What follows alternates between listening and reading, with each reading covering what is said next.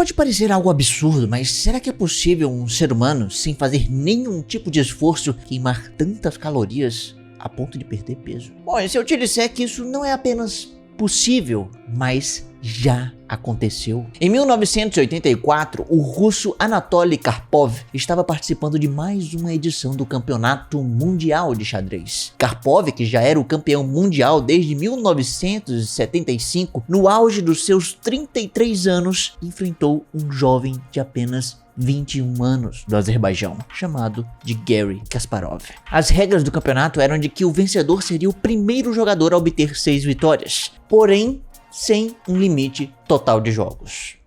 O que foi um problema? Pois é, o problema é que no xadrez é muito comum acontecer um empate. Então os jogadores poderiam jogar um número absurdo de jogos, até que então um vencedor fosse finalmente definido com 6 vitórias. E no torneio de 84, Karpov até começou indo muito bem. Ele liderou por 4-0 depois de 9 jogos e por 5-0 depois de 27 jogos. Porém, no 32º jogo, o adversário de Karpov finalmente venceu uma partida, e depois de uma longa sequência de empates, venceu o 47º e o 48º jogos também. A galera jogou bastante xadrez, mas Karpov ainda liderava por 5-3.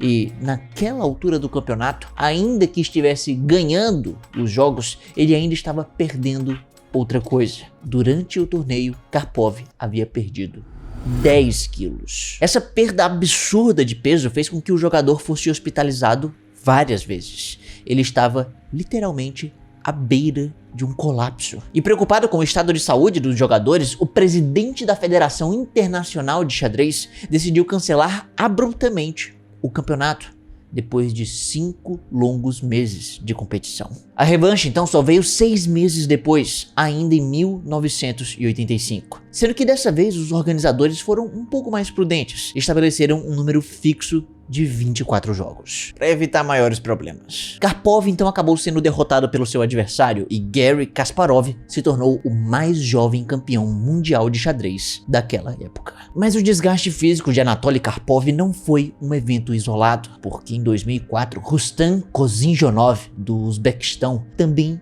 sofreu uma rápida redução de peso, perdendo quase 8 quilos também durante o Campeonato Mundial de Xadrez daquele ano. Os jogadores estavam realmente se esforçando. E é claro que o xadrez é um jogo que exige uma quantidade significativa de atividade mental daqueles que o praticam. Por ser um jogo de tabuleiro estratégico, os jogadores devem pensar bastante antes de cada jogada. Agora, será que pensar muito foi o motivo por trás da drástica perda de peso de Anatoly Karpov? Será que é possível queimar tantas calorias assim apenas pensando? Antes de responder essas perguntas, primeiro vamos entender um pouco o que são calorias e como elas participam no metabolismo do corpo humano. Bom, caloria é uma unidade de medida de energia, que é normalmente utilizada para expressar o conteúdo energético de alimentos e bebidas, ou seja, de tudo aquilo que nós ingerimos. E um dos métodos utilizados para medir o conteúdo energético dos alimentos é por meio da calorimetria direta, em que um alimento é queimado dentro de um instrumento chamado de bomba calorimétrica. E aí o calor liberado nesse processo é estimado, servindo como uma medida direta do conteúdo energético em quilocalorias. Mas essa energia produzida pelos alimentos no organismo é talvez um pouco menor do que essa queima, já que nem todos os nutrientes são totalmente digeridos e absorvidos pelo nosso corpo. Existe um certo desperdício. E essa energia pode ir para diferentes partes do seu corpo, como o seu cérebro. Inclusive é estimado que o nosso cérebro pode queimar entre 10 e 20 calorias extras por hora quando estamos aprendendo algo novo. Como estamos ali concentrados em alguma coisa, como é o que pode acontecer quando você estiver fazendo um curso da Alura. E além de poder fazer você gastar mais calorias, os cursos da Alura atendem todos os níveis, do iniciante ao avançado, ajudando você a mergulhar de cabeça no mundo tech. E com apenas uma única matrícula você tem acesso a todos os cursos da plataforma durante um ano inteiro. E o mais legal é que você não aprende tudo isso sozinho. A Alura conta com uma comunidade exclusiva de milhares de alunos e alunas, além de mentorias com especialistas que acompanham o seu desenvolvimento. Então agora é a hora certa para você turbinar o seu currículo. A cada curso ou formação concluída você recebe um certificado que valoriza suas conquistas e destaca suas novas habilidades. Isso pode fazer toda a diferença na hora de você conquistar novas oportunidades no mercado de trabalho. Por isso, não deixe passar essa chance de transformar o seu aprendizado em conquistas concretas. Então não perca tempo, acesse aqui o meu primeiro link na descrição ou o QR Code que está aparecendo agora mesmo na tela e garanta 15% de desconto na sua matrícula.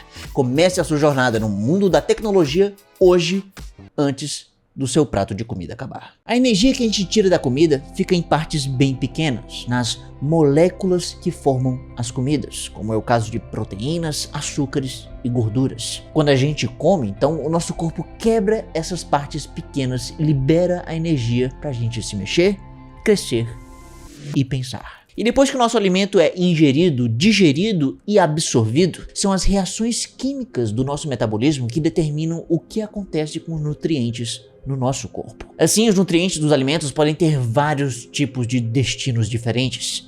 Podem ser queimados para produção de calor e energia, podem formar músculos ou até mesmo se transformar naqueles quilinhos extras que dificultam a gente fechar o zíper da nossa calça jeans. Pois é, são muitas possibilidades e o que de fato vai acontecer vai depender do metabolismo, que é o sistema do nosso corpo que faz ele funcionar. Quando a gente fala de metabolismo, a gente fala de todas as reações químicas que acontecem dentro da gente, e isso pode ser dividido em dois tipos principais: o catabolismo e o anabolismo. O catabolismo é o conjunto de reações que liberam energia pela degradação das biomoléculas. Ou seja, em palavras mais simples, durante o catabolismo, as moléculas grandes que nós ingerimos são quebradas em unidades menores, em uma série de reações que resultam na liberação de energia, um processo que normalmente requer oxigênio para acontecer. E todo esse processo acaba resultando em uma molécula muito importante para o nosso corpo, chamada de adenosina trifosfato, ou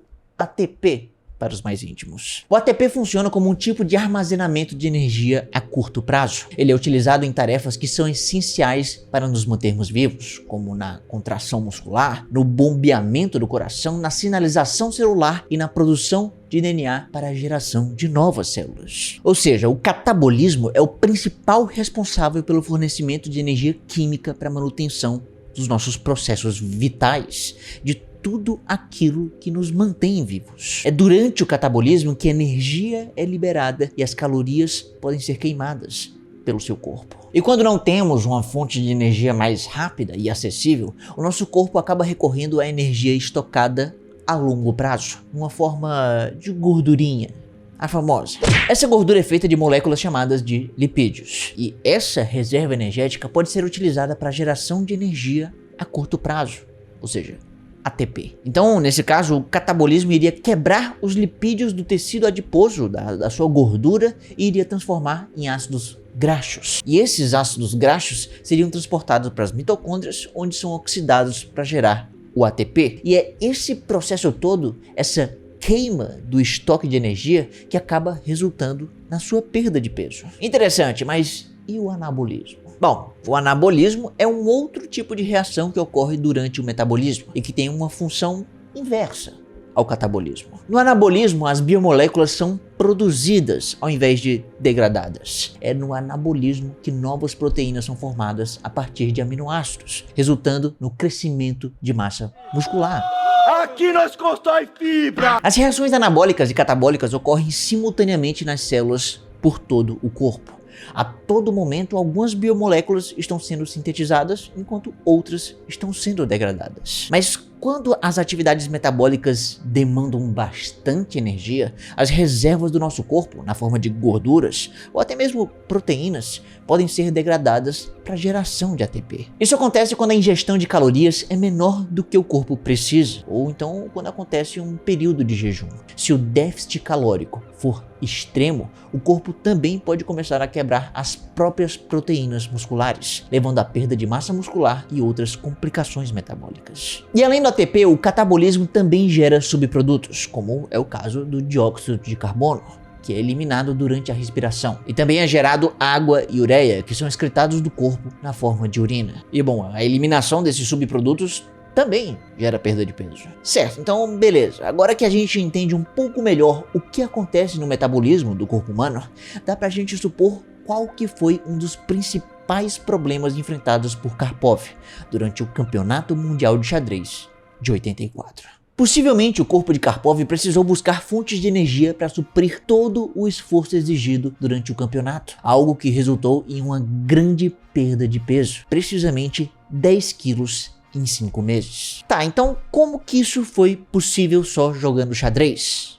Bom, para isso temos que entender que mesmo sem um grande esforço físico aparente, ou até mesmo em repouso, o seu corpo ainda precisa de uma quantidade mínima de energia para manter as suas funções vitais, como a respiração, a circulação sanguínea, a regulação da temperatura corporal e o funcionamento normal de todos os seus órgãos. Então, a qualquer momento, o seu corpo está gastando energia para apenas se manter vivo. E essa quantidade de energia depende de vários fatores diferentes, como a idade, o gênero, a quantidade de massa muscular, do nível de atividade física, a dieta, os hormônios e até mesmo a genética da pessoa. Por exemplo, a taxa metabólica basal média de homens adultos é de 1 quilocaloria por hora por quilo de peso corporal.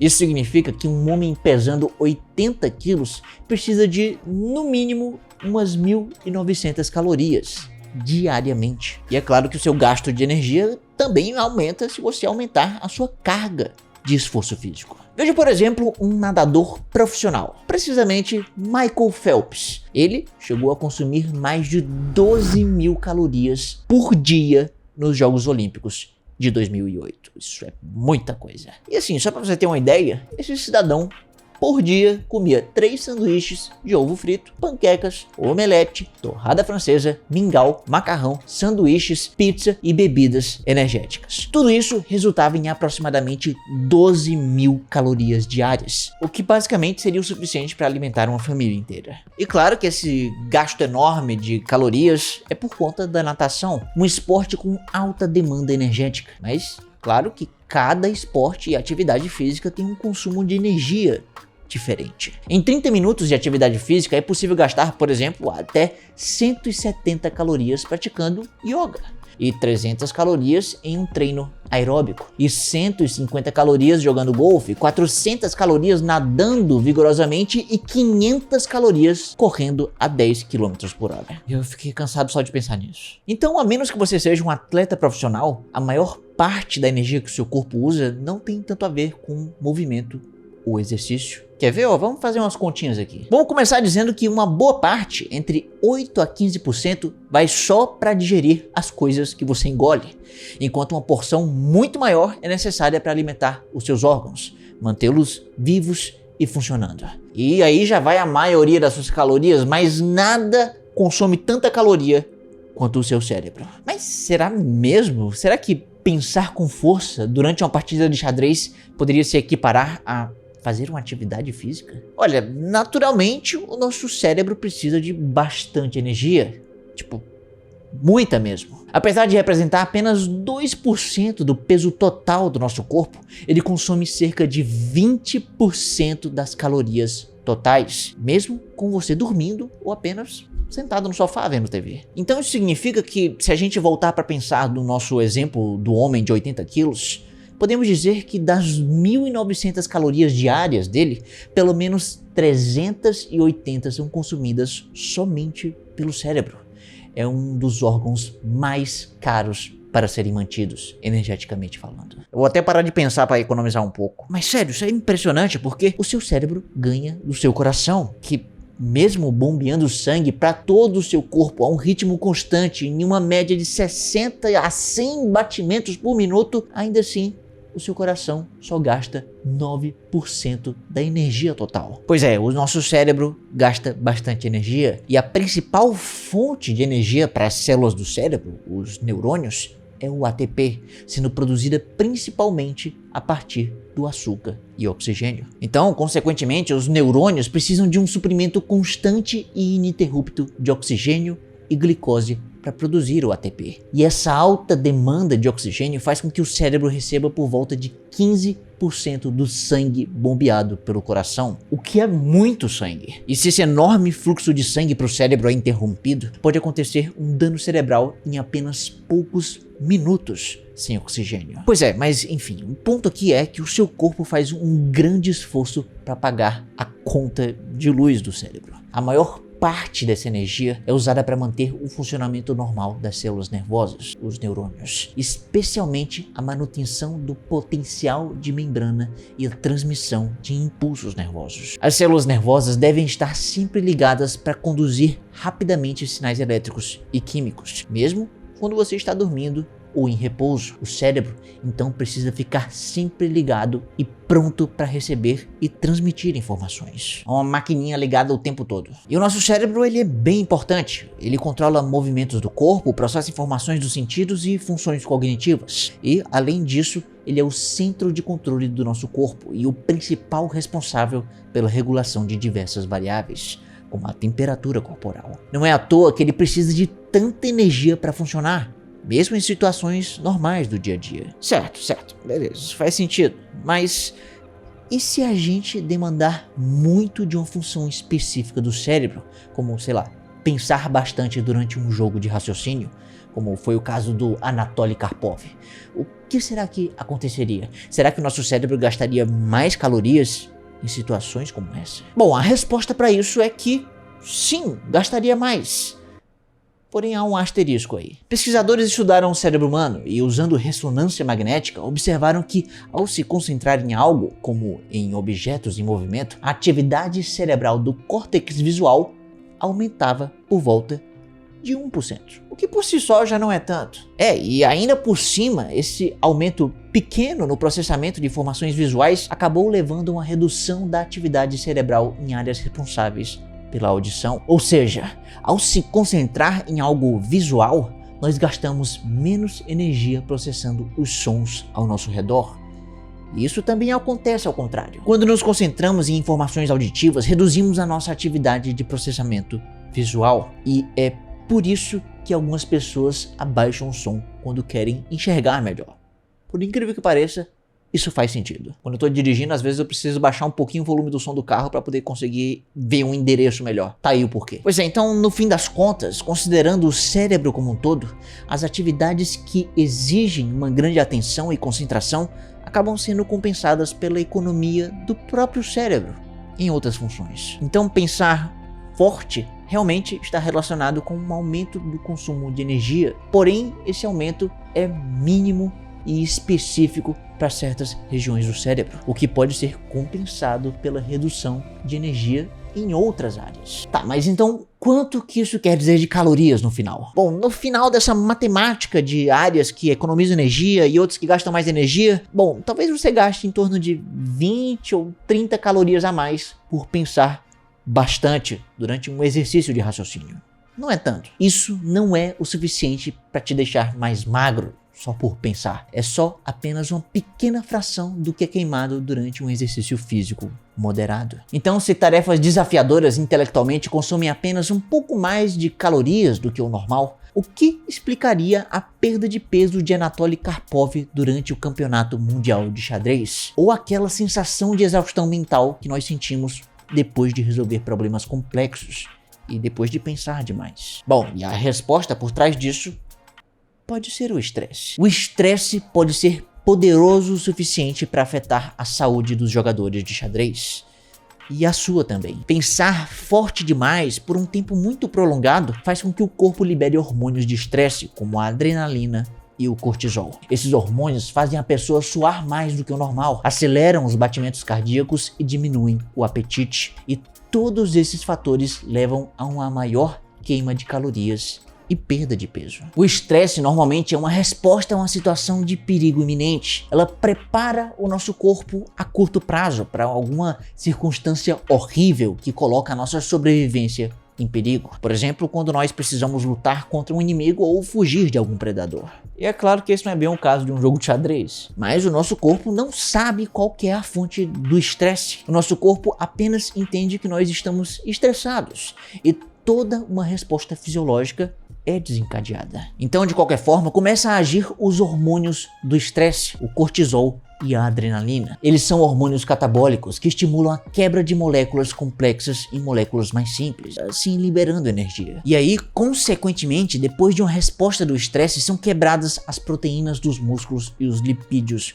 do seu tecido adiposo, o que pode levar a uma perda de peso. Então, dependendo da duração e a intensidade do estressor, o nível elevado de cortisol pode ser prejudicial e até mesmo causar certas doenças. E aí, se o motivo do estresse não for eliminado, aquela resposta aguda de curta duração pode acabar durando mais tempo e se tornar um estresse crônico. As reações do corpo ao estresse dependem de acordo com o organismo de cada um, mas o estresse crônico pode causar hipertensão arterial, aumento da glicose no sangue, osteoporose, baixa imunidade e até obesidade. Sim, o hormônio do cortisol pode levar a uma perda de peso a curto prazo, mas a longo prazo pode acabar levando ao cenário contrário, a uma obesidade.